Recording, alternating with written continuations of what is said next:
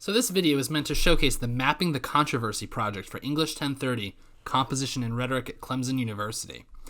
So the Mapping the Controversy project asks students to locate an issue, a cause, a concern, or a controversy of interest to them, and it challenges those students to map, explore, probe, study, scrutinize, assess, and inquire into the arguments that are made with rhetoric around that controversy. So the goal of this project is to explore a particular issue, its contours, what people say about that issue or topic or controversy, what arguments are made, and what evidence is used to support those arguments. So the goal of this particular project is not to assert which argument, position, or perspective is the correct one for a given controversy, but to explore the diversity of perspectives on that issue, to survey the arguments available concerning particular details, implications, impacts, and concerns within that controversy, but then also to engage with social and political issues and cultural issues with an exploratory mind, and to probe the plurality and diversity of perspectives and arguments that surround that issue. So your first task is to choose a significant cultural controversy and then narrow that down into a specific problem that you can trace. Your job is to come up with multiple perspectives and positions that make up and inform the parameters of that controversy. Your main task is to locate at least 3 different perspectives on that issue and explain how each position informs and contributes to the controversy. Now, these 3 perspectives don't need to be diametrically opposed to one another. They can be somewhat similar, but they must have at least one important difference, which you should explain. So coming up with a topic is something that might be a little bit challenging for you all. I encourage you all to check out Kialo.com or procon.org for as a topic generating exercise, an invention exercise. Please email your topic to me by October 1st, the next Wednesday, for approval. What topic should you choose? Really, anything works that is appropriate for a college academic assignment, that fits the needs and contours of this particular project, and that also is of interest to you. So what topic should you choose? Anything works that is appropriate for a college academic assignment, that fits the needs and contours of this particular project, and lastly, a topic that is of interest to you.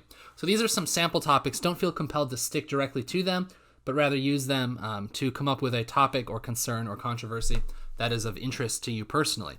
But just to get you started, some sample topics might include the minimum wage, vaccines, vaping legality, school uniforms, the Electoral College, standardized testing, debt-free college, the death penalty, animal testing, net neutrality, police body cameras, ex-felon voting, genetically modified organisms, bottled water bans, plastic straw bans, drone strikes, mis and disinformation, the corporate tax rate, Social Security, a universal basic income, the penny, etc. Be creative with your topic.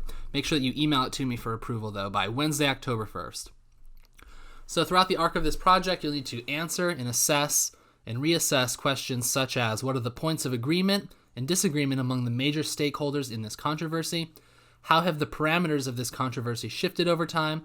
What values do these different stakeholders espouse? And how do these values connect to broader rhetorics of your identity?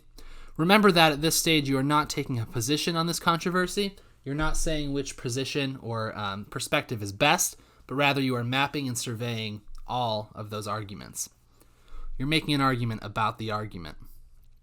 So project requirements. The submitted project must have 6 sources used as evidence supporting its collected arguments, at least 3 of which come from academic journal articles. So I'm going to make a separate video or tutorial on this, but academic journal articles are articles written by professors for an audience of other professors. They go through what's called peer review, where other experts read over and pore through every line, every sentence, every word, every claim, every citation in that academic journal article, and use a red pen, digitally, of course, at this point, and make sure that all of the information is as credible and as reliable and as trustworthy as is possible. Peer review is very rigorous. It takes years oftentimes. Academic journal articles are considered the most credible form of information, really, that you can find within academic research. You'll have to use the Clemson databases for access to most academic journal articles or Google Scholar, and I will outline that separately. You must have 6 total sources. 3 of them must be academic journal articles.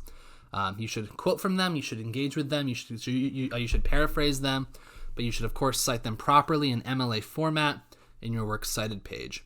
So additionally, after you have come up with 3 different takes on your topic or controversy, I want you to, in your conclusion, to address the question of, is the debate surrounding this issue or topic beneficial, productive, and generative for society? And if it's not, what could be different to make it so? So here are a bunch of questions that you can consider answering. Is the debate surrounding my issue or topic productive and generative for society, in your opinion?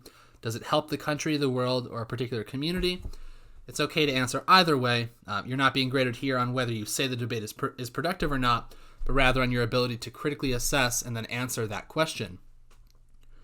So that should come at the end of your Mapping the Controversy project. So this project in written form should be 2,000 words, at least 2,000 words, I should say.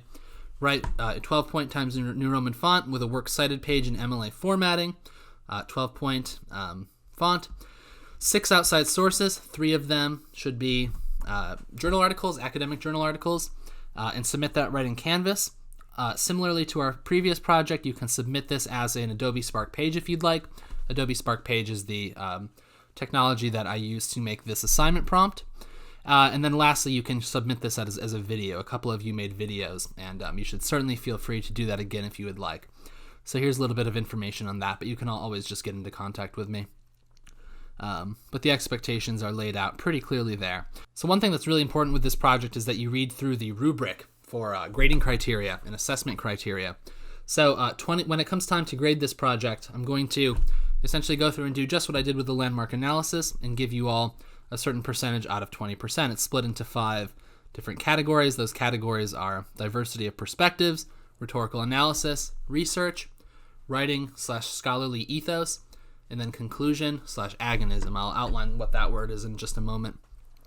20% of your grade on this project will be to what degree does this project collect an array of perspectives, at least 3 different takes or perspectives on the issue. They don't have to be diametrically opposed to one another, but they should have at least one important difference on the issue or topic of concern. Is each perspective represented fairly, accurately, and in a way that is true to its aims, values, and priorities? Does the project frame all of the major notable perspectives on this issue, or does it omit major voices or viewpoints that are prominent and are of interest to the public? So that's 20%. That is kind of like the basics. Pick 3 perspectives, detail them, provide evidence supporting the arguments made by people representing those perspectives. Next, rhetorical analysis is 20%. How do each of your 3 or more perspectives make their cases? What rhetorical strategies do they use, such as ethos or pathos or logos, or symbol or narrative? What evidence do they tend to cite? What values do they espouse? What do they reject? What do they prioritize, foreground, or ignore? You don't have to answer all of those questions, but you should answer some of them, the ones that you consider important, the ones that you consider to be meaningful. Research. So that is basically you going through and finding 6 pieces of evidence and 6 resources. 3 of them can be popular, just something that you find on the internet or in print. 3 of them have to be from academic journals. So that is the research requirement. This is a research project. As far as writing and scholarly ethos, this is the quality of your writing, of your sentences, of your paragraphs, your ability to cite using MLA citations and have a works cited page. And then finally, lastly, 20% of your grade is conclusion and agonism. This is what I mentioned a little bit earlier in the video. This is your ending paragraph. This can be multiple paragraphs if you would like, but at least one paragraph. Agonism is a school of thought that views debate, conversation, discussion, advocacy, and deliberation, talking amongst each other, even with differing viewpoints, as potentially productive and generative for society.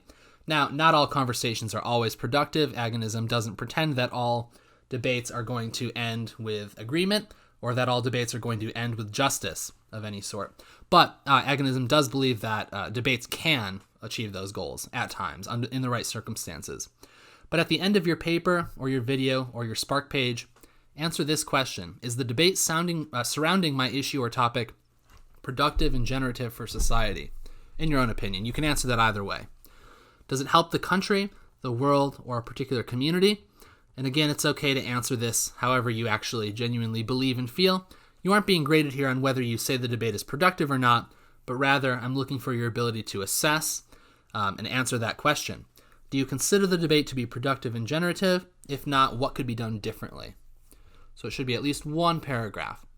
So the timeline of the project is right here. It is going to be due on week 10 on October 28th at 5 p.m.